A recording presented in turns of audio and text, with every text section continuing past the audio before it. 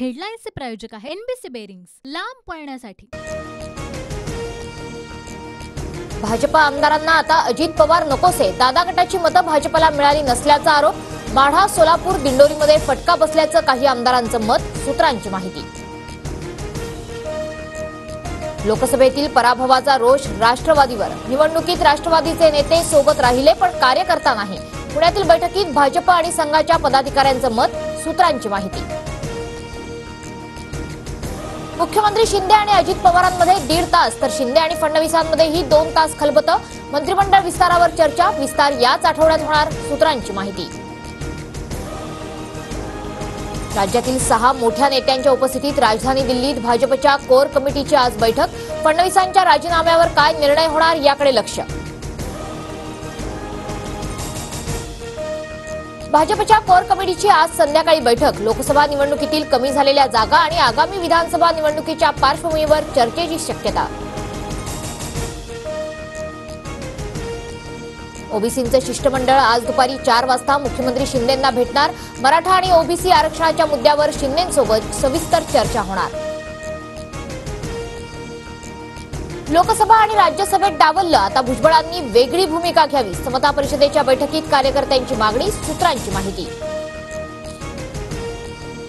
ओबीसींवर अन्याय झाला तर आंदोलनात सहभागी होणार। छगन भुजबळांचा इशारा। मोदींकडे जातनिहाय जनगणनेची मागणी करणार। भुजबळांची मागणी।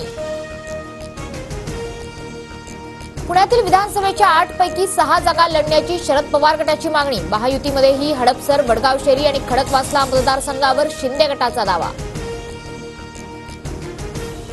नाशिक शिक्षक विभाग मतदारसंघात आजी माजी पालकमंत्री आमने सामने येण्याची शक्यता। राष्ट्रवादीकडून महेंद्र भावसार तर शिवसेनेकडून किशोर दराडे मैदानात। विठ्ठलाच्या नावानं दरोडा। महाआरोग्य शिबिराचा खर्च मांडत जितेंद्र आव्हाडांचा सरकारवर आरोप। 9 कोटी 40 लाख रुपयांपैकी वारकऱ्यांच्या वाट्याला फक्त 2 कोटी 40 लाखांचीच औषधं येणार। शरद पवार आजपासून 3 दिवसांच्या बारामती दौऱ्यावर। पवारांच्या उपस्थितीत शेतकरी मेळावा होणार। मणिपूरमधील वांशिक मतभेद संपवण्यासाठी मैतई आणि कुकी समुदायांशी लवकरच चर्चा करणार। अमित शहांची माहिती। मोहन भागवतांनी फटकारल्यानंतर सरकारला जाग आल्याची चर्चा। पंतप्रधान मोदी आज वाराणसी दौऱ्यावर। मोदी किसान संमेलनात सहभागी होणार। काशी विश्वनाथ मंदिरात दर्शनही घेणार। शासकीय कर्मचाऱ्यांचं निवृत्ती वय 58 वरून 55 करा। स्पर्धा परीक्षा समन्वय समिती आणि स्टुडंट्स राईट असोसिएशनची मागणी। सामाजिक आणि शैक्षणिकदृष्ट्या मागासवर्गीय आरक्षणाच्या अंमलबजावणीसाठी महापारेषणची प्रक्रिया रद्द। तरुणांमध्ये संताप। नागपुरात मुसळधार पावसामुळे निर्माणाधीन इमारतीचा पाया खचला। पार्किंगसाठी उभी असलेली कार 40 फूट खाली कोसळली। पोलीस भरतीसाठी रस्सीखेच। 1219 पदांसाठी 1,81,000 अर्ज। उद्यापासून भरती प्रक्रिया सुरू होणार।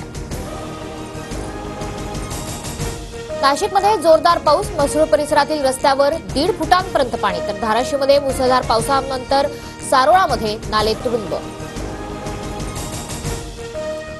पुढील 24 तासात मुंबई आणि उपनगरात हलका ते मध्यम पावसाचा अंदाज तर रायगड, रत्नागिरी, सिंधुदुर्ग आणि पुणे जिल्ह्यालाही येलो अलर्ट। हेडलाईन्सचे प्रायोजक आहे एनबीसी बेरिंग्स, लांब पळण्यासाठी।